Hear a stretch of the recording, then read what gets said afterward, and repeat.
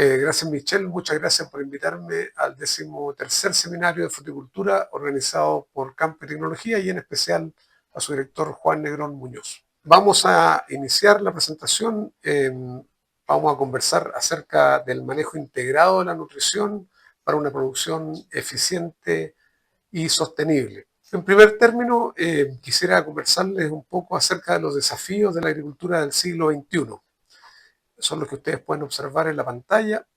Básicamente tenemos una demanda creciente de alimentos, lo cual son buenas noticias para países como Chile que producen alimentos.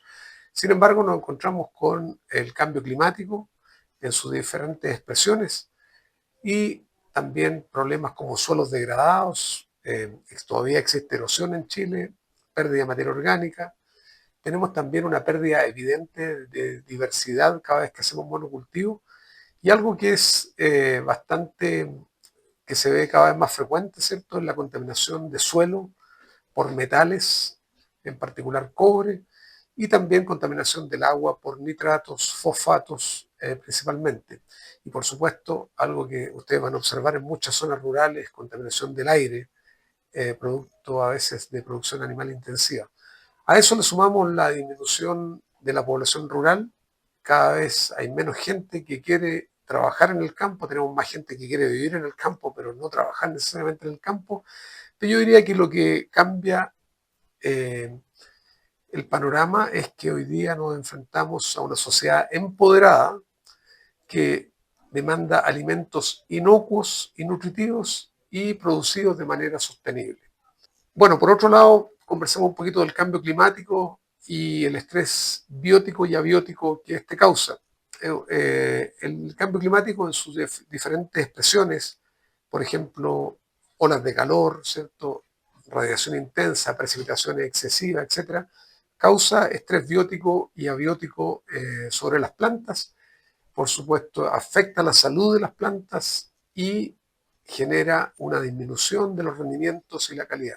Cada vez, por ejemplo, que tenemos suelos saturados, esto es un estrés abiótico, o cuando tenemos olas de calor, y eso por supuesto que impacta la calidad y la producción de nuestros cultivos. En la siguiente foto, ustedes pueden ver a la mano derecha un cultivo de cerezo sufriendo, ¿cierto?, un estrés por radiación que es bastante fuerte. Las hojas se ven acucharadas, ¿cierto? Por supuesto que hay también algún componente varietal, y al lado izquierdo se ve raíces de cerezo, donde ustedes pueden ver que tienen muy pocos pelos radicales, indicando, ¿cierto?, excesos de humedad. Bueno, estos son dos tipos de estrés abiótico que a veces van en conjunto: alta radiación, exceso de humedad, que causa, entre otras cosas, por ejemplo, toxicidad de algunos metales como manganeso, que vamos a ver más adelante. Ahora, ¿qué puede hacer la agricultura frente al cambio climático, frente al estrés biótico y abiótico? La agricultura tiene que adaptarse eh, y tratar de enfrentar este cambio climático que lamentablemente hoy día es permanente. Y una de las mejores formas de adaptarse al cambio climático, ¿cierto?, es a partir del mejoramiento de la calidad del suelo. Si uno empieza a mirar cuáles son las tecnologías que nosotros tenemos disponibles para adaptarnos al cambio climático y minimizar los efectos del estrés biótico y abiótico que causa, es el mejoramiento del suelo. O sea, si tuviéramos 100 medidas que elegir, el mejoramiento del suelo es la número 1. Por lo tanto, lo que se propone es un cambio en el paradigma productivo o en el modelo productivo. Hacer las cosas diferentes a lo que estamos acostumbrados a hacer. Y tenemos que ir hacia un modelo que considere la calidad del suelo como base de la producción sustentable, un modelo que utilice las mejores herramientas y tecnologías disponibles, por ejemplo, que utilice analítica de suelos, que utilice materia orgánica, inhibidores de nitrificación, microorganismos, promotores de crecimiento de plantas, y que incorpore el manejo sitio específico, ¿cierto?, o la agricultura de precisión.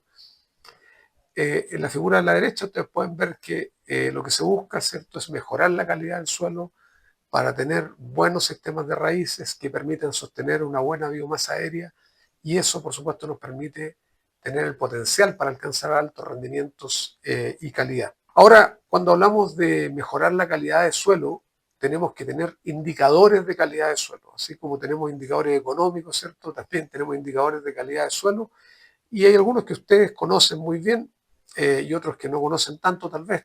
Entre los más conocidos son los indicadores físicos o las propiedades físicas del suelo.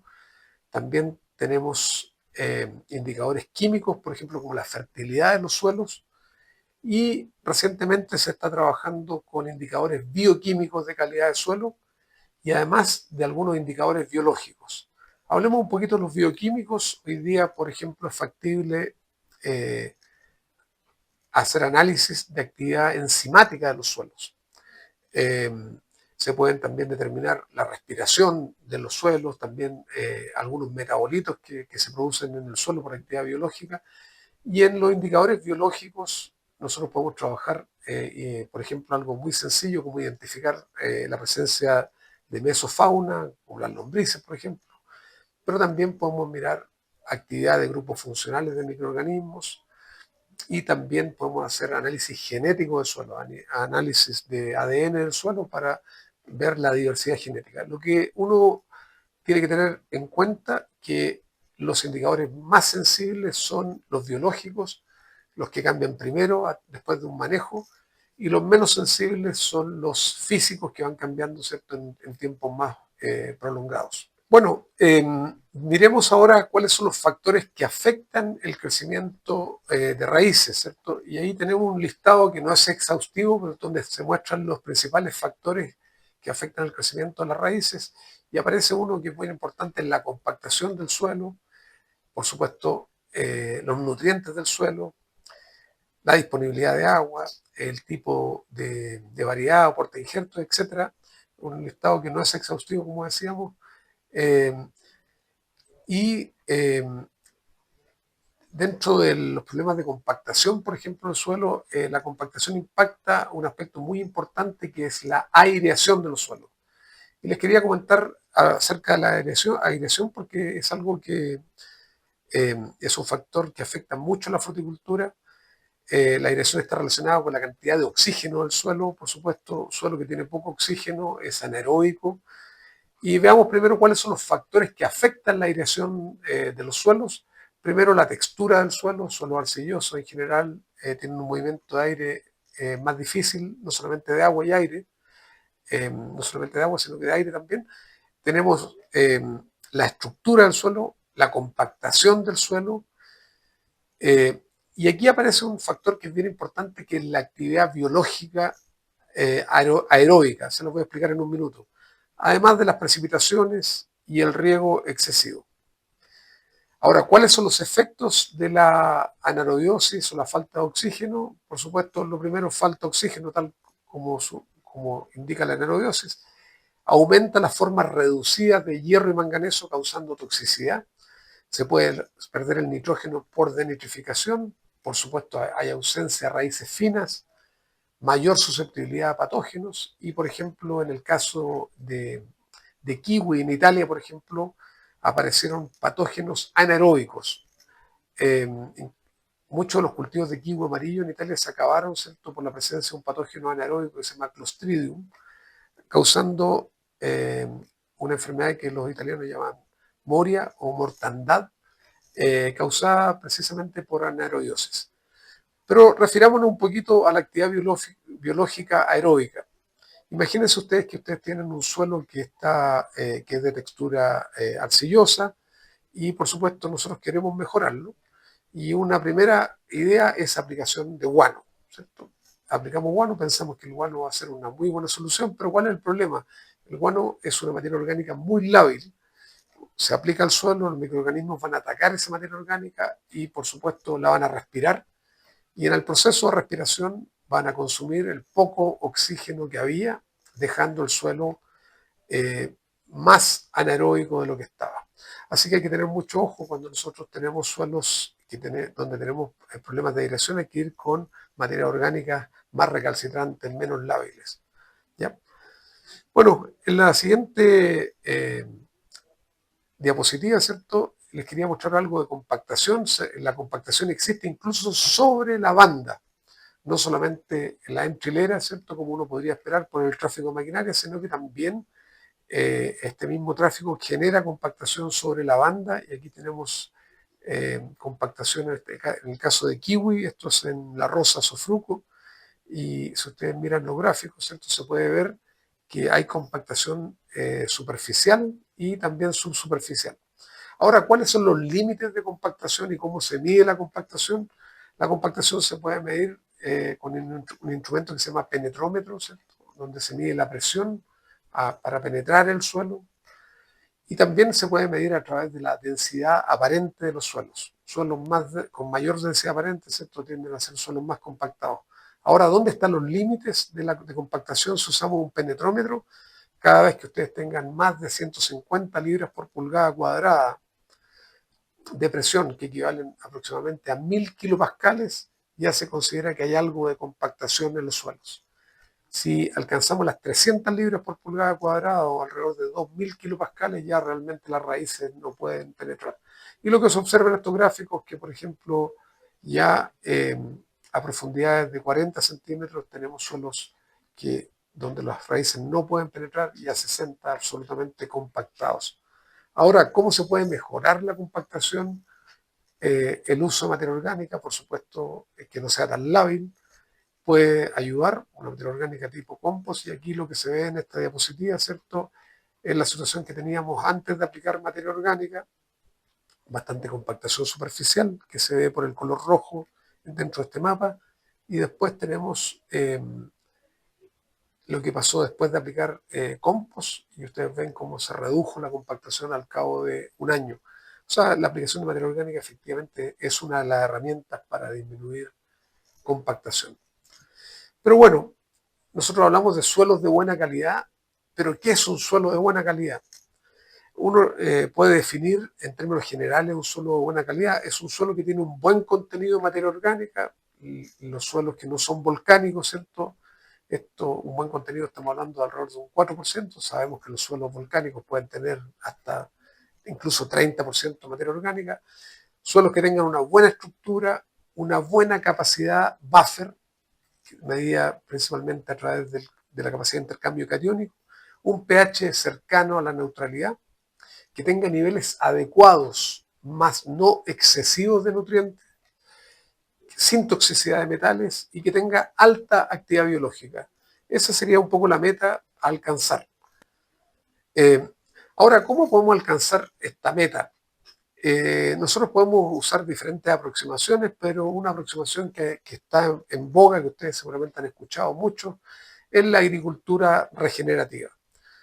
Pero es importante conocer qué es la agricultura regenerativa. Y primero decir que la agricultura regenerativa no es nueva, es un concepto que apareció en la década de los 70. Sin embargo, aún no hay un consenso real sobre su definición. La agricultura regenerativa se relaciona con otros términos como la agroecología, como la agricultura orgánica, la agricultura de conservación y otras. Sin embargo, la agricultura regenerativa trabaja por objetivos. Y los objetivos de la agricultura regenerativa, tal como se diseñó en Europa, son básicamente tres. Primero, mantener o incrementar la productividad agrícola, es decir, aumentar los rendimientos, ¿cierto?, por unidad de superficie. Aumentar la biodiversidad, que es un segundo objetivo, que ustedes saben, la biodiversidad se ha ido perdiendo cada vez que hacemos monocultivo. Y el tercer objetivo es mejorar los servicios ecosistémicos del suelo, incluyendo, por supuesto, el secuestro y almacenamiento de carbono. Por lo tanto, la agricultura regenerativa no es prescriptiva, no es que obligue a utilizar tal o cual producto. Si bien es cierto, comparte principios con la agricultura orgánica, permite el uso de tecnologías convencionales, las cuales por supuesto tienen que integrarse de una manera armónica, y finalmente busca producir algunas externalidades ambientales positivas más allá de la simple reducción del impacto ambiental. Bueno, en la siguiente diapositiva tenemos los principios de la agricultura regenerativa. Básicamente lo primero que tenemos que hacer es entender el contexto de la operación. Como segundo punto es tratar de minimizar la alteración del suelo, maximizar la diversidad de cultivos. Por eso, por ejemplo, el uso de cultivos en trilera es algo deseable. Mantener el suelo protegido, mantener las raíces activas y eventualmente, si es posible, podríamos tener la integración de producción animal, pero esto no es necesario hacerlo. Solamente por eso siempre hay que mirar el contexto de la operación, entenderlo y de ahí definir cuáles son las prácticas que vamos a integrar dentro de este principio de agricultura regenerativa. En la parte inferior de esta diapositiva aparece la fuente de esta figura para que ustedes la puedan visitar cuando quieran. Bueno, ahora hablemos un poquito de cómo se hace, cuál es la base de la agricultura regenerativa. Es básicamente gestionar el carbono o la materia orgánica del suelo. Lo que nosotros buscamos, ¿cierto?, es restaurar la calidad del suelo, la salud del suelo, a través de la gestión del carbono. Y eso, como habíamos dicho anteriormente, ¿cierto?, se logra, por ejemplo, con rotaciones de cultivos, cultivos de cobertera, mantener el suelo cubierto, tratar de disturbarlo lo menos posible, y también utilizando el manejo integrado de la nutrición, que es lo que vamos a ver a continuación. Así que el manejo integrado de la nutrición es parte integral de la agricultura regenerativa, pero todo parte, ¿cierto?, del mejoramiento de la salud del suelo a partir eh, del carbono o de la materia orgánica, ¿ya? Ahora, veamos cuáles son los efectos que tiene la aplicación de materia orgánica de cualquier tipo al suelo. Eso es bien importante saberlo, ¿cierto? Cada vez que nosotros aplicamos materia orgánica de cualquier tipo al suelo, por ejemplo, ya sean restos vegetales, compost, ácido húmico, lo que sea, inmediatamente se produce un impacto sobre las propiedades biológicas del suelo, que son las más sensibles, ¿cierto? Aumenta la actividad biológica, la actividad de los microorganismos heterótrofos del suelo. Por supuesto, posteriormente se afectan las propiedades químicas, porque en la actividad de estos microorganismos se generan nutrientes, por ejemplo, cambia el pH también del suelo. Después cambian las propiedades físicas a través de la agregación de las partículas del suelo. Por supuesto, si mejoro el suelo, tengo más raíces. Si tengo más raíces, tengo más rendimiento. Y este es un círculo virtuoso. Es decir, si nosotros mejoramos la calidad de los cultivos, vamos a mejorar la calidad del suelo. Y en la diapositiva que viene a continuación les quería presentar algunos datos chilenos en avellano europeo que muestra cuánto carbono nosotros tenemos en las raíces. Es algo bien interesante de conocer y ustedes pueden ver aquí en esta figura que tenemos dos huertos, un huerto joven y un huerto adulto, y lo que se midió aquí es la cantidad de materia seca que tienen las raíces y además las cantidades de carbono acumulada en esta materia seca. Y lo que se observa, ¿cierto?, que en el huerto joven podemos tener hasta 5 kilos de carbono por planta. Eso significaría, si tenemos una densidad de 1000 árboles, que tenemos 5000 kilos de carbono o aproximadamente 10.000 kilos de materia orgánica en las raíces de los árboles. Y si miramos un huerto adulto, por supuesto estas cantidades son superiores, ¿cierto? En la diapositiva inferior se ve que en un huerto adulto podemos llegar hasta los 10 kilos de carbono por árbol, es decir, 20 kilos de materia orgánica por árbol. Si multiplican por 1000, estamos hablando de 20.000 kilos de materia orgánica solamente en las raíces de los árboles. O sea, cada vez que nosotros mejoramos nuestros cultivos, estamos metiendo más carbono y nitrógeno y nutrientes, no solamente nitrógeno, sino que nutrientes en general al suelo a partir de los propios árboles. Así que el mensaje es: mejoramos nuestros árboles, mejoramos nuestro suelo. ¿Ya? Ahora, tenemos un pequeño problema, eso sí, que tenemos que corregir, y es por eso que estamos conversando acerca del manejo integrado de la nutrición, que es la eficiencia en el uso de los nutrientes. Uno esperaría, ¿cierto?, que la eficiencia en el uso del nitrógeno, por ejemplo, en sistemas frutales fuera elevada, ojalá sobre 50%, ojalá 60%. Sin embargo, la realidad nos dice otra cosa. Aquí, en esta diapositiva, se presenta un estudio que hicimos en avellano europeo con nitrógeno 15, donde pudimos determinar que la eficiencia de recuperación del nitrógeno del fertilizante es apenas de un 31%. Eso significa que de cada 100 kilos de nitrógeno aplicado a través de la fertilización, se recuperan en el cultivo alrededor de 30 y 70 se pierden en el sistema. Ahora, ¿hasta qué número podríamos llegar? Perfectamente podríamos llegar a 65%, 70% de recuperación si se hacen las cosas adecuadamente. Y por eso es tan importante conversar de este tema de manejo integrado. Ahora, ¿qué es el manejo integrado de la nutrición? Dirán ustedes, ¿cierto?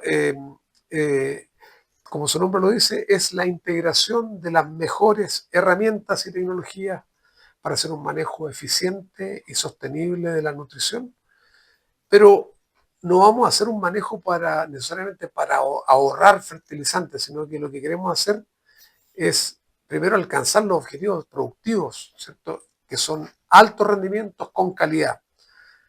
Y un tercer elemento que es muy importante, que es la estabilidad de la producción. Pero, ¿cómo queremos alcanzar estos objetivos? Lo queremos hacer con eficiencia y sostenibilidad. Es decir, con la mayor eficiencia posible, es decir, con nuestra eficiencia de recuperación del nitrógeno, por ejemplo, sobre el 60-65%, y así con otros nutrientes. Ahora, ustedes en esta figura ven los elementos del manejo integrado de la nutrición y aparecen varios elementos, pero el elemento central es la materia orgánica, pero hay otros elementos como la analítica, la agricultura de precisión, ¿cierto? El uso de microorganismos, los inhibidores de nitrificación, etcétera, que vamos a ir conversando durante la presentación. En esta diapositiva, ¿cierto? Yo diría que esta diapositiva es la base del manejo integrado, se lo voy a tratar de explicar lo mejor que pueda. Se observa el equilibrio dinámico y entre la fase sólida y la solución del suelo. Y lo que tenemos que saber, ¿cierto?, es que cada vez que nosotros mojamos un suelo, ya sea por agua de lluvia o por riego, el suelo naturalmente libera nutrientes a la solución del suelo, y esta liberación hacia la solución del suelo va a depender, por supuesto, de varios factores. Y normalmente siempre nosotros lo atribuíamos a factores del tipo químico, físico, pero también hoy día se conoce que este equilibrio está afectado por la propia planta. La planta toma nutrientes, pero también aporta nutrientes, ¿cierto? A través de sus tejidos en descomposición. Ya hablamos de las raíces, la cantidad de raíces que hay en un cultivo es impresionante. Así que la planta toma nutrientes, pero aporta nutrientes, los microorganismos que son capaces, a través de su actividad metabólica, de producir nutrientes, ¿cierto? Liberar nutrientes del suelo, pero también de tomar nutrientes o inmovilizarlos por un cierto periodo de tiempo. Las propiedades físicas, por ejemplo, un suelo arcilloso libera nutrientes a una tasa distinta que un suelo arenoso. Y las propiedades químicas, por ejemplo, como el pH, que determinan cuánto nutriente va a llegar finalmente a la solución del suelo. Las plantas, por supuesto, toman sus nutrientes desde la solución del suelo. Y lo que nosotros buscamos son dos cosas: conocer este sistema primero y después manejarlo de manera tal que la cantidad de nutrientes que llega a la solución del suelo sea máxima, pero tan importante como eso, que la absorción de esos nutrientes también por parte de las raíces sea óptima. Ahora, hay un elemento que cruza este equilibrio, que es el agua. Si no hay agua, ya sea agua de precipitaciones o agua de riego, este sistema no existe. Por lo tanto, el manejo del riego es esencial para tener una buena nutrición, ¿ya? Ahora, ¿cómo nosotros lo llevamos a la práctica? Lo primero que vamos a hacer, vamos a enmendar el suelo. Es decir, por ejemplo, si el suelo tiene problemas de pH, vamos a encalar. Si le falta calcio, posiblemente vamos a aplicar yeso. Si le falta fósforo, vamos a aplicar fósforo. En fin, vamos a enmendar el suelo para llevarlo a un cierto nivel. Vamos a ajustar las dosis de nutrientes de acuerdo a las demandas reales de los cultivos. Vamos a usar también tecnologías como los inhibidores de nitrificación. Un segundo elemento es la aplicación de materia orgánica de distinta labilidad. Y el tercer elemento que yo diría que es lo novedoso hoy día es el uso de bioestimulantes de origen microbiano y no microbiano. Todo esto lo vamos a integrar en un sistema de manejo integrado, utilizando además agricultura de precisión para hacer un manejo lo más sitio específico posible. Y para hablar un poquito de manejo sitio específico, vamos a hablar un poquito de información. Si nosotros pudiéramos poner la producción de cultivos como una función matemática, podríamos decir, ¿cierto?, que el rendimiento y la calidad de los cultivos es función del suelo, del clima, del manejo y de la genética. Si ustedes eligen un lugar, ya eligieron el suelo, eligieron el clima, si eligieron una variedad, eligieron la genética. Sin embargo, hay un elemento que queda por manejar, valga la redundancia, que es el manejo del cultivo. Y el manejo del cultivo es función directa de la cantidad y calidad de la información disponible. Si tenemos mejor información, por supuesto, nuestro manejo va a ser de mejor calidad. Por eso es esencial contar con información para tomar decisiones que sean apropiadas. Pero vamos a hacer una distinción entre datos e información. La mayoría de los campos chilenos cuentan con muchos datos. Uno llega a cualquier campo, ¿cierto? Y hay archivadores o hay tablas Excel, etcétera, llenas de datos. Pero eso no es lo mismo que información. Los datos tienen que ser analizados apropiadamente y transformados en información, y el productor toma decisiones en base a la información, no a los datos. Bueno, y ahí hay un trabajo que hacer que normalmente hacen los agrónomos, ¿cierto?, que es tomar estos datos y transformarlos a información. Bueno, para partir un manejo integrado de la nutrición, el diagnóstico, por lo tanto, es fundamental. Ahora, ¿cómo vamos a hacer el diagnóstico? Normalmente lo que se ha hecho hasta la hora es a partir de una muestra compuesta. Se toma una muestra de suelos compuesta, se recorre el cuartel en X o en zigzag, ¿cierto? Se toma un cierto número de submuestras, se mezclan y eso es lo que va al laboratorio. Ahora, ¿qué vamos a decir de eso? Está muy bien, pero lo que estamos haciendo es estimar un parámetro que se llama el promedio. O sea, una muestra compuesta solamente representa el promedio de la población. Por ejemplo, el promedio de fósforo, el promedio de potasio, el promedio de calcio, etc. Y un segundo elemento que quería mencionar respecto a esto es que es el número de submuestras. En Chile, en general, la mayoría de los productores toman muy pocas submuestras. Uno debería tomar más de 20 submuestras por muestra para tener una buena estimación del promedio. Pero igual terminamos trabajando con promedio, y los promedios son riesgosos, como ustedes bien saben. Ahora, si queremos conocer la población completa, tenemos que ir al mapeo de los suelos, que es lo que ustedes tienen a la mano derecha. Ahí tenemos un mapa detallado de un cuartel de kiwi, donde se muestra, por ejemplo, el magnesio intercambiable. Bueno, ¿por qué deberíamos trabajar con mapas y no con el promedio, ¿cierto?, que genera una muestra compuesta? Porque el promedio puede ser muy engañoso, ¿cierto? En esta diapositiva es un cuartel de avellano europeo de 10 hectáreas, y si ustedes miran el promedio de este cuartel, muestra que tiene 300 partes por millón de potasio, lo cual indicaría, si consideramos un nivel crítico de 250 partes por millón, que este cuartel está perfecto en términos de potasio. Sin embargo, en este mismo cuartel hay sectores que tenían alrededor de 60 partes por millón y otros sectores que tenían 800 partes por millón. Si nosotros estimamos que el nivel crítico es 250, nos podemos dar cuenta que había un 30% de la superficie que estaba deficiente, que si nosotros usamos el promedio no podíamos detectar. Entonces, por eso es que es tan importante hacer mapeo. Y para hacer mapeo tenemos que utilizar tecnología, y lo que se está usando en el mundo hoy día es una tecnología que se llama emisión de radiación gamma, que es el sensor que ustedes pueden ver en esta diapositiva. Este es un sensor pasivo que lo que mide es la radiación que emiten los suelos naturalmente, ¿cierto?, a partir de su mineralogía, y la miden en la banda gamma, por eso se llama emisión de radiación gamma. Esa emisión se debe a algunos isótopos del suelo que están relacionados con la mineralogía, entre ellos el potasio, por ejemplo, el cesio, el torio, el mismo uranio.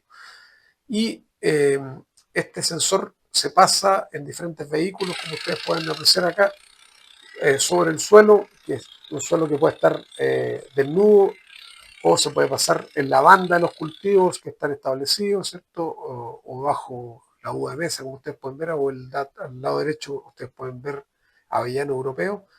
Este sensor se pasa, se toman algunas muestras de calibración que van al laboratorio y posteriormente se construyen mapas detallados de cada una de las propiedades del suelo. Se pueden hacer hoy día todas las propiedades físicas y químicas del suelo y se está trabajando actualmente en las biológicas. Así que acá en esta diapositiva, por ejemplo, se ve el mapa de radiación y algunas de las propiedades del suelo de manera detallada. Entonces ya podemos empezar a darnos cuenta dónde están los problemas para focalizar nuestros recursos. Bueno, esta tecnología nos ha permitido, por ejemplo, mapear en Chile cerca de 10.000 hectáreas y en la zona frutícola de Chile determinar cuáles son los factores más limitantes.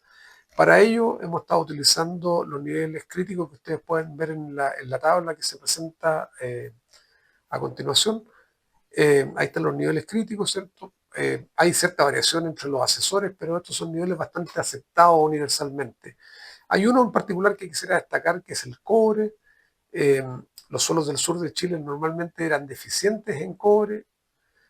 Sin embargo, hoy día, a partir de las aplicaciones de cobre para control, hoy día tenemos niveles altos de cobre y tenemos que fijarnos si tenemos más de 10 partes por millón de cobre, estaríamos en un nivel alto, y si tenemos más de 50 podríamos estar en un nivel tóxico. Bueno, como se mapearon cerca de 10.000 hectáreas, nosotros podemos saber cuáles son los principales problemas. Y aquí se los dejo. Primero, casi el 60% del área frutícola de Chile requiere encalado. Esas son noticias, todos sabíamos que la cal era necesaria en el sur, pero en la zona central de Chile no se sabía. Hoy día sabemos que casi el 60% requiere encalado, los suelos se han acidificado, un 20% de la superficie requiere materia orgánica, alrededor de un 30% requiere fósforo, lo que indica que hemos construido fósforo. 70%, si lo miramos desde el otro lado, no requiere fósforo o requiere solamente mantención, y potasio solamente el 38% de la superficie requiere potasio, lo que indica que casi el 40% del 60% no requiere. Magnesio, solamente el 5% de la superficie requeriría magnesio, pero el gran problema es el cobre. El 45% de la superficie de los suelos frutícolas de Chile tiene niveles altos de cobre, es decir, más de 10 partes por millón. Pero aquí viene lo grave: el 7% de la superficie, es decir, alrededor de 20.000 o más hectáreas, tiene niveles tóxicos de cobre, es decir, más de 50 partes por millón. Ahora ustedes dirán, ¿cuál es el problema con el cobre? El problema es que, habiendo cobre alto, el cobre es un biocida, ¿cierto? Y por lo tanto vamos a tener una menor actividad biológica y vamos a tener una menor actividad de raíces, que es lo que se observa en la realidad. En la siguiente diapositiva les quería mostrar, por ejemplo, un trabajo que hicimos hace unos años con Hugo Poblete en La Rosa, Sofruco, donde se observa cómo cae la actividad biológica, ¿cierto?, con el aumento de la concentración de cobre en la solución del suelo. Así que eso se da en la mayoría de los casos, y tenemos suelos que son extraordinarios a veces desde el punto de vista físico. Sin embargo, no hay raíces. Ustedes se tratan de explicar por qué no hay raíces, y es porque hay niveles muy altos de cobre soluble.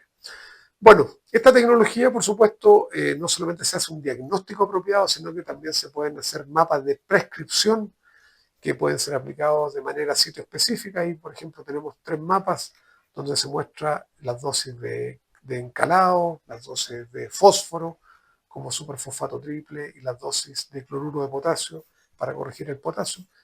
Y esto se puede aplicar de manera sitio específica, ¿cierto?, utilizando tecnologías de agricultura de precisión.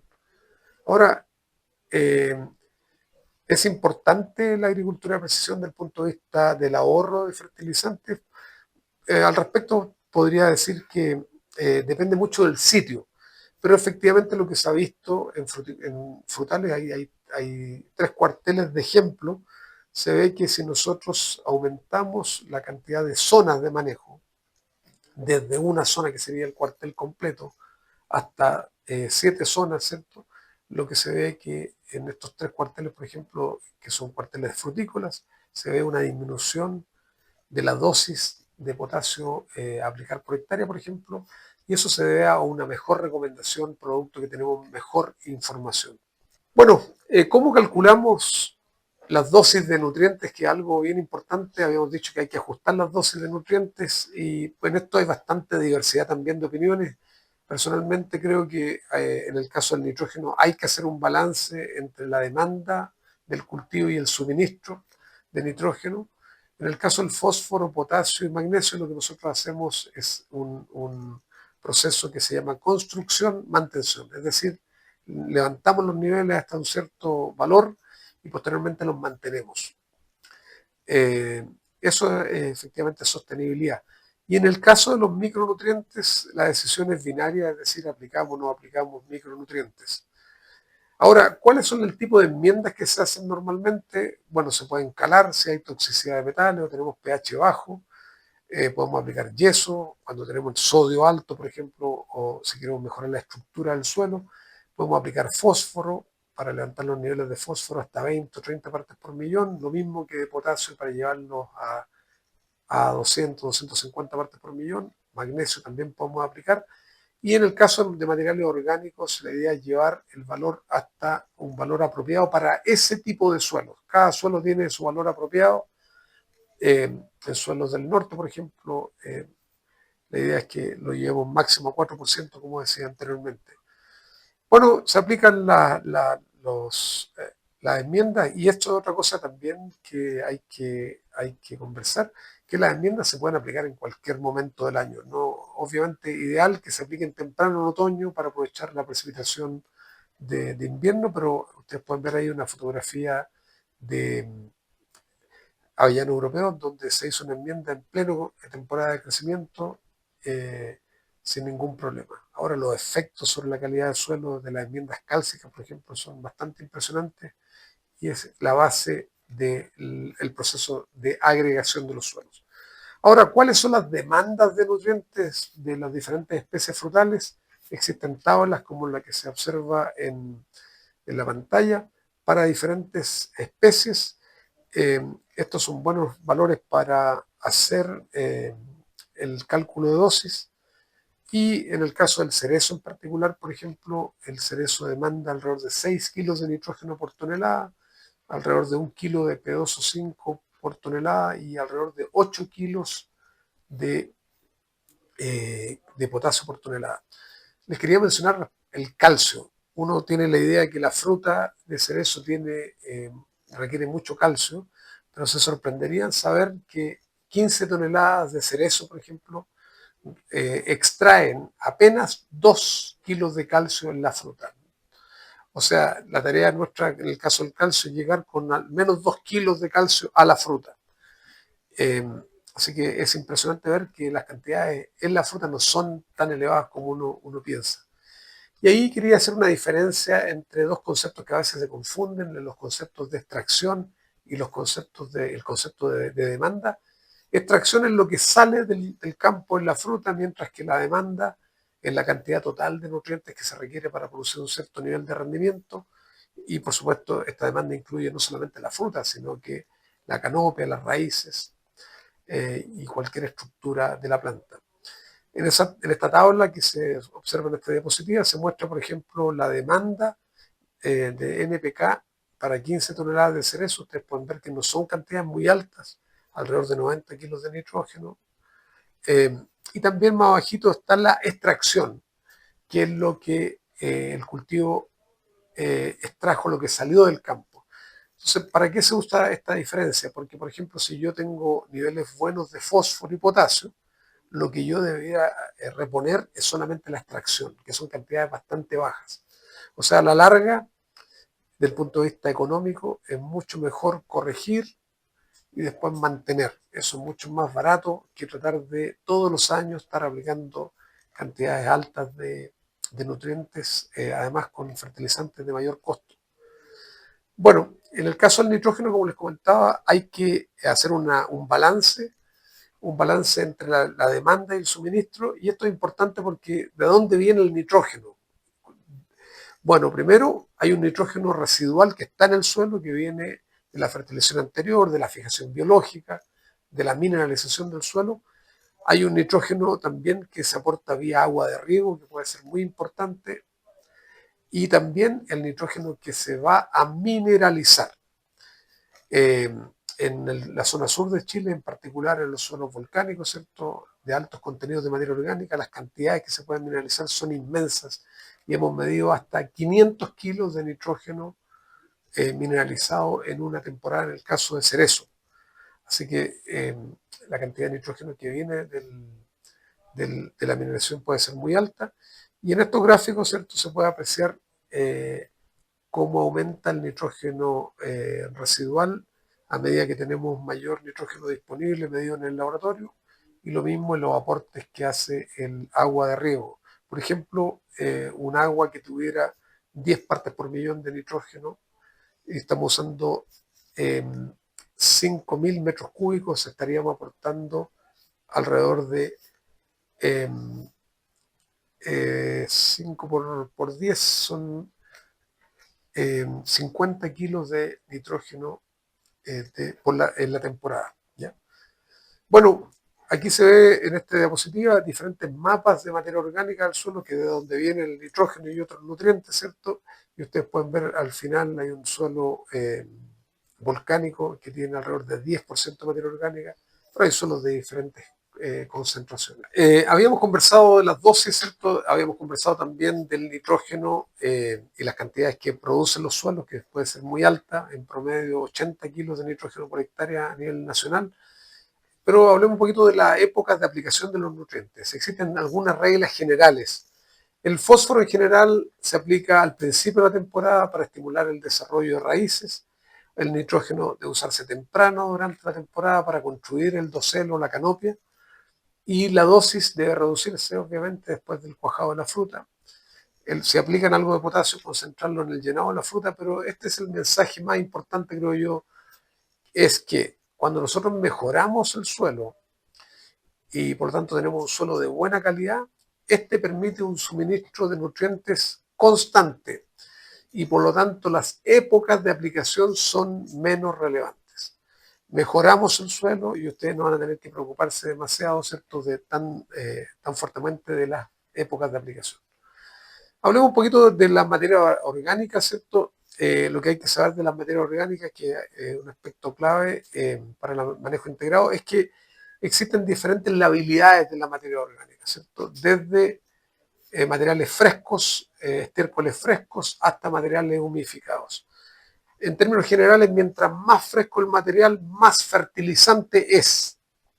Mientras más humificado el material, mientras más estabilizado, ¿cierto?, es más enmienda. Por lo tanto, cuando nosotros queremos mejorarlo solo en términos de materia orgánica, deberíamos preferir materiales estabilizados. Si queremos más fertilizante, nos vamos con materiales más frescos.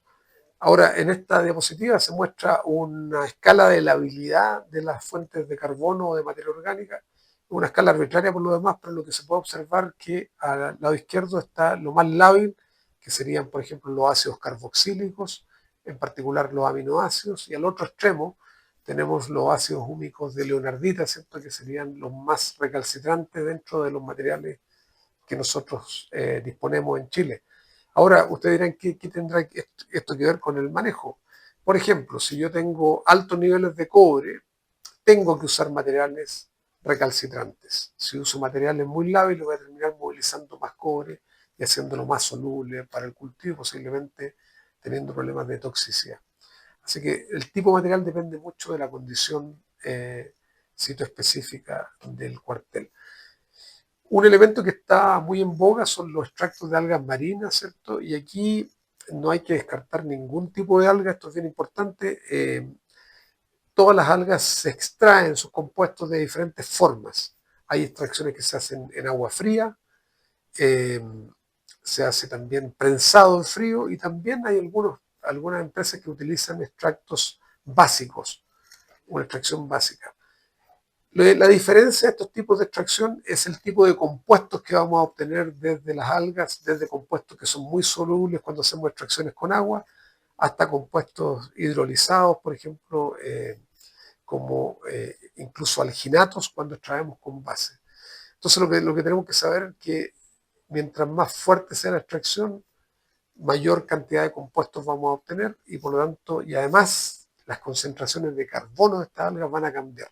Así que la alga, no hay alga mala, no existe un producto malo, depende mucho, ¿cierto?, de qué es lo que estamos buscando.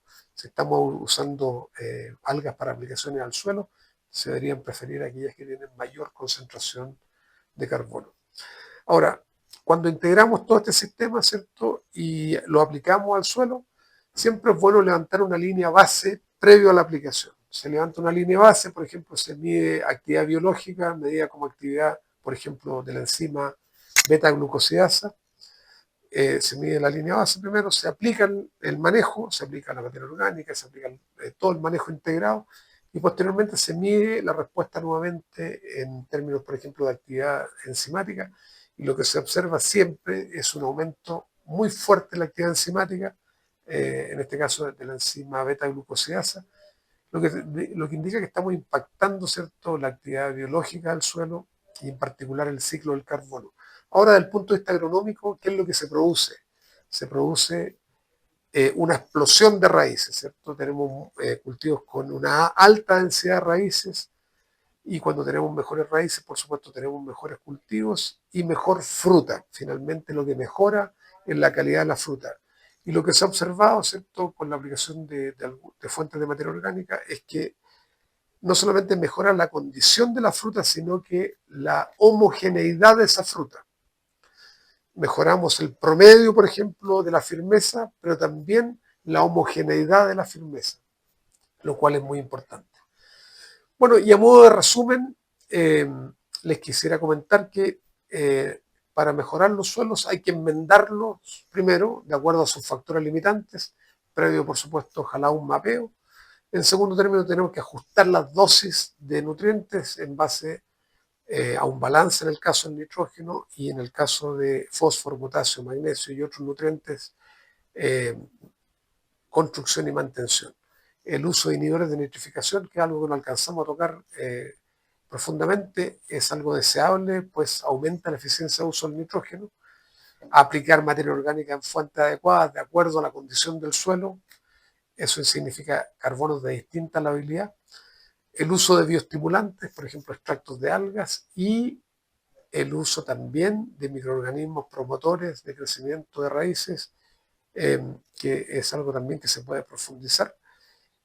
Y en último lugar, la protección de la canopia. Vivimos, ¿cierto?, en un ambiente de alta radiación, hay que proteger la canopia a través del uso de bioestimulantes y también el uso de protectores solares.